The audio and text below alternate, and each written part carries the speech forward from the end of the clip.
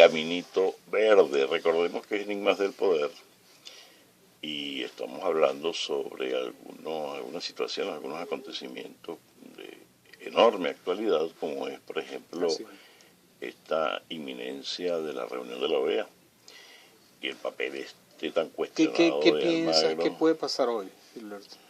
Bueno, ¿Y qué puede pasar en la próxima reunión? Bueno, yo prefiero esperar un poco los acontecimientos y hacer un balance al final, porque hay Tú no mucho... eres especulador precoz, como dices. Algunas veces sí, pero en este caso yo creo que lo que procede es un poco es estar a la expectativa. También queríamos mencionar aquí, ya lo hicimos, pero llamar la atención sobre lo que está sucediendo en México. Esto no puede pasar así tan ignorado por la opinión pública.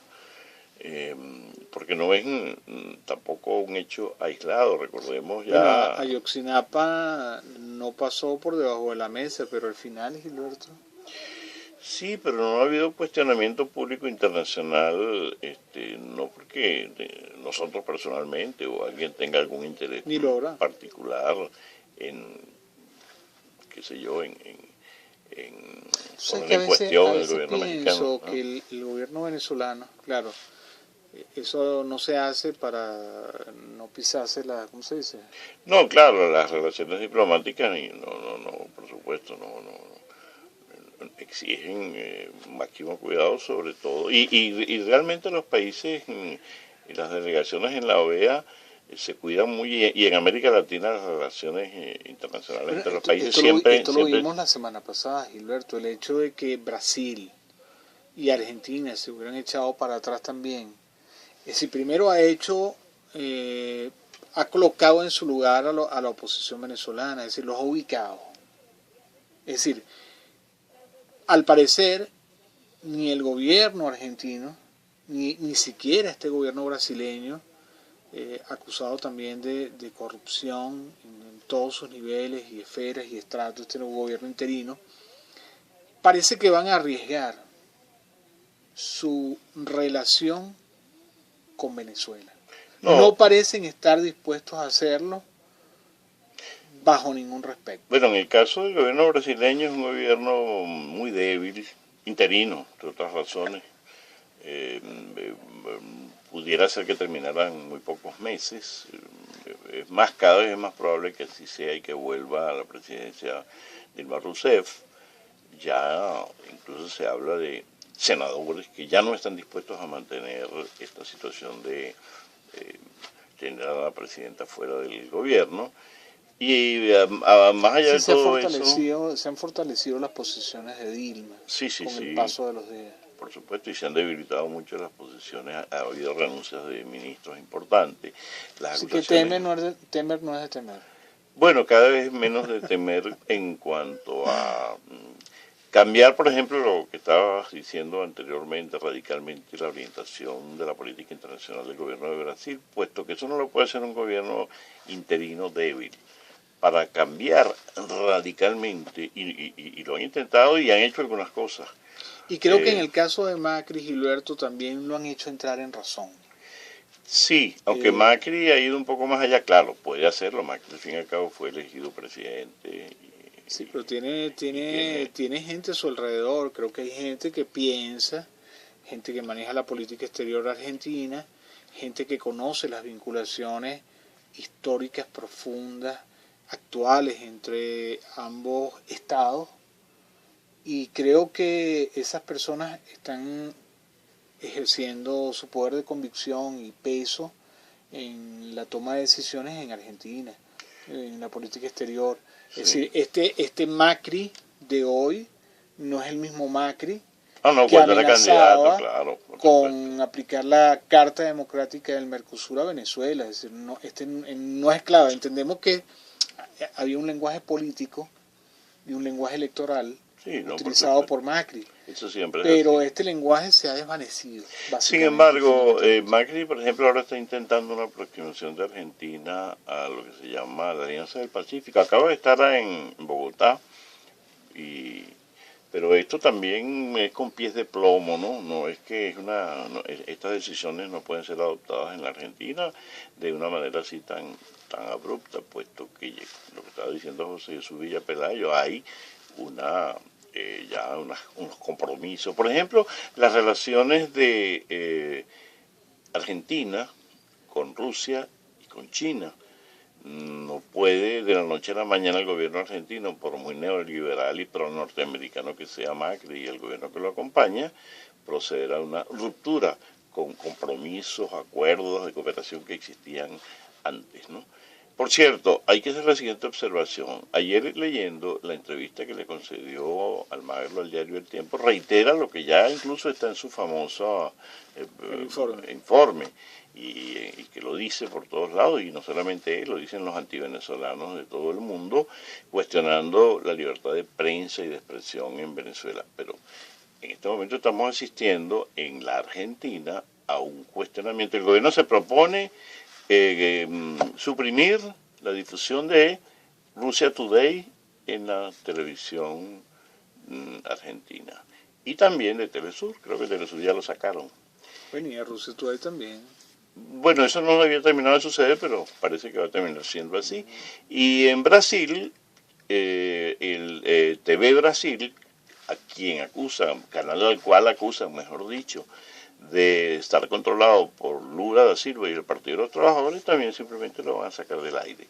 Entonces, pero, Gilberto, aquí hay unos atentados muy claros contra la libertad de expresión y Almagro calladito la boca. Almagro y lo que cuestionan en Brasil mismo también, creo que José Serra la emprendió hace poco contra Venezuela. No quiero hablar de la ley de causa y efecto porque me van a llamar gnóstico, pero la verdad es que sí. Es decir, estas acciones tienen consecuencias y van a tener consecuencias, yo creo que más temprano que tarde, como suele decir el presidente Maduro. Y lo vamos a ver porque ante cada acción hay una reacción, ya hay un movimiento, hay movimientos de reacción, movimientos sociales, tanto en la Argentina como en Brasil, que están movilizados, están en las calles, son grandes movimientos. Lo que pasa es que, por supuesto, tenemos un blackout informativo desde el sur y muchas de estos movimientos, de estas actuaciones, son simplemente silenciadas, no las vemos a través de los medios y ahora menos. Ahora menos porque cada vez cierran más canales de comunicación independientes o que son capaces de dar una versión alternativa de los hechos. Y entonces, bueno, está avanzando en una situación sobre la que sabemos que existe en otros países, como por ejemplo en Chile, donde toda la información está ahorita centralizada sobre lo que dice CNN o los noticieros de la televisión chilena. Sí existe. ¿Almagro está loco o se la tiene? No, Almagro está jugando el papel que describe muy bien, por cierto, Pepe Mujica en la famosa carta que se publicó. Sí. Ahora estamos viendo una arremetida general prosigue contra los gobiernos de los países que han tratado de mantener políticas independientes o de ayudar a sus pueblos en materia de bienestar social, como es el caso de Bolivia y como es el caso de Nicaragua. Estábamos leyendo esta mañana como el mismo Oscar Arias, personaje del cual hablamos al principio del programa de hoy, sí, que se ha esmerado también en criticar a Venezuela. Los hombres del pasado. Sí, entonces está atacando ahora al gobierno de Nicaragua, por supuestamente como los 30 él forma parte del grupito ese. Creo que sí, si no forma parte deberían nombrarlo presidente honorario o algo así, o miembro honorario, mejor dicho, ¿no? Sí, lo cierto es que hay una arremetida tanto de buena parte de la prensa internacional, de los medios y de sectores políticos internacionales y nacionales también en Nicaragua, contra la posibilidad de que Daniel Ortega, como parecen indicar todas las encuestas de opinión, todos los estudios, todas las tendencias, todas las expectativas, de que Daniel Ortega va a ser de nuevo presidente de Nicaragua. Entonces, bueno, hay una arremetida fuerte, envalentonados estos sectores políticos internacionales por los éxitos. Tanto en Brasil como en Argentina. Como en Argentina, la misma Venezuela, la elección del pasado 6 de diciembre. Entonces, están manteniendo en jaque, no solamente en Nicaragua, también en Bolivia. En Bolivia incluso hay una cosa más peligrosa aún. se habla, hasta se ha especulado hasta con la posibilidad de un atentado contra el presidente Pero Morales. Gilberto, creo que también hay una doble lectura o otra lectura que están haciendo los envalentonados. Estos envalentonados parece que también se están como suavizando, porque en la medida en la cual también el gobierno de Venezuela, la revolución bolivariana, obtiene triunfos ante esta derrota, como dice el mismo presidente Maduro, circunstancial el 6 de diciembre pasado, en la medida en la cual la Asamblea Nacional, con ese hálito malvado que la caracteriza, no ha podido ejecutar su pensamiento equívoco y fraudulento, en esa misma medida, en la medida del fracaso de la oposición venezolana, también se han ido suavizando las posiciones y los envalentonados en América también están pensando lo mejor, porque lo que está claro es que la Asamblea Nacional, que venía con la intención de eliminar, de destruir la revolución bolivariana, ni siquiera el gobierno, la revolución bolivariana ha sido incapaz de hacerlo. Y en esa medida, porque ellos también leen, son capaces de leer esa incapacidad, los envalentonados. Sí, por supuesto, no, claro, esa apreciación es justísima, eso viene siendo así. Volviendo al tema de Nicaragua, hay una declaración aquí de un experto o supuesto experto constitucionalista nicaragüense que se llama Gabriel Álvarez, que incluso pronostica violencia. Esto en Venezuela conocemos muy bien esto. Dice el supuesto cierre de los espacios electorales para una verdadera oposición en Nicaragua de cara al escrutinio de noviembre próximo. En noviembre son las elecciones en Nicaragua. Sí, profecía autocumplida. Sí, exactamente. De parte del gobierno sandinista, dice él, podría desembocar en violencia a mediano plazo. Los pronosticadores de Estamos la llegando a la OEA, al Consejo Permanente convocado por Venezuela para respaldar el diálogo que acompañan UNASUR y expresidente. Eso es Delcy Rodríguez en su cuenta de Twitter. Sí, estamos, sí. Y luego, expresidente Zapatero hará una presentación de los avances del diálogo promovido por el presidente Nicolás Maduro en defensa de la paz y soberanía. Interesantísimo va a ser el testimonio del presidente Zapatero. Sí. Pero volviendo entonces a esta mención en Nicaragua, que nos parece importante porque nos da una medida de cuál es la coordinación de esfuerzos contra estos gobiernos del ALBA, y no solamente del ALBA. Entonces, bueno, y sobre todo esto, ¿no? De que pronostiquen violencia en Nicaragua. Y el expresidente Arias, de quien hoy hemos hablado bastante, sí, solicita espacios electorales. Lo convertiste en protagonista. Sí, prácticamente. Habla de una verdadera oposición en Nicaragua. Pide observación electoral independiente, elecciones transparentes, bueno, una verdadera arremetida contra las instituciones de Nicaragua. Y según Álvarez, la decisión de la Corte Suprema de Justicia, la Sala Constitucional nicaragüense, de quitarle la personería al Partido Liberal y a Eduardo Montealegre para otorgársela a Pedro Reyes, marcaría el inicio de una oposición más organizada y movilizándose a nivel nacional, clamando por espacios democráticos. Es que, Gilberto, los centros de poder en los Estados Unidos de Norteamérica han subestimado a los países del ALBA, o como ellos los llaman, los países ALBA, ¿no? Los han subestimado. Pero creo que han estado midiendo últimamente las verdaderas fuerzas de los países del ALBA, y creo que se han quedado sorprendidos ante la magnitud, sobre todo del discurso del poder, del discurso verbal y del discurso activo, el accionar de los países del ALBA. Es decir, ver a un canciller de Bolivia o de Nicaragua exigir la renuncia de un secretario general de la Organización de Estados Americanos parecía años atrás una verdadera parte de un escenario fantástico, ¿no? Sí, Eso es cierto, como también la creciente fortaleza de los países del Caribe que han mantenido una posición diplomática muy coherente. Y ya esto no era difícil de imaginar cuando vimos ese extraordinario evento que fue ese que reunió en La Habana a los primeros ministros y presidentes, primeros mandatarios del Caribe, que fue muy poco difundida o nada difundida por CNN en español o por las cadenas internacionales, las corporaciones mediáticas que dominan el mundo de la información, y sí fue difundida de forma muy oportuna tanto por Telesur como por Canal 8 y otros canales públicos venezolanos. Bueno, cuando vimos esa reunión, que a nuestro juicio fue extraordinaria, las participaciones no solamente fueron de una calidad y de una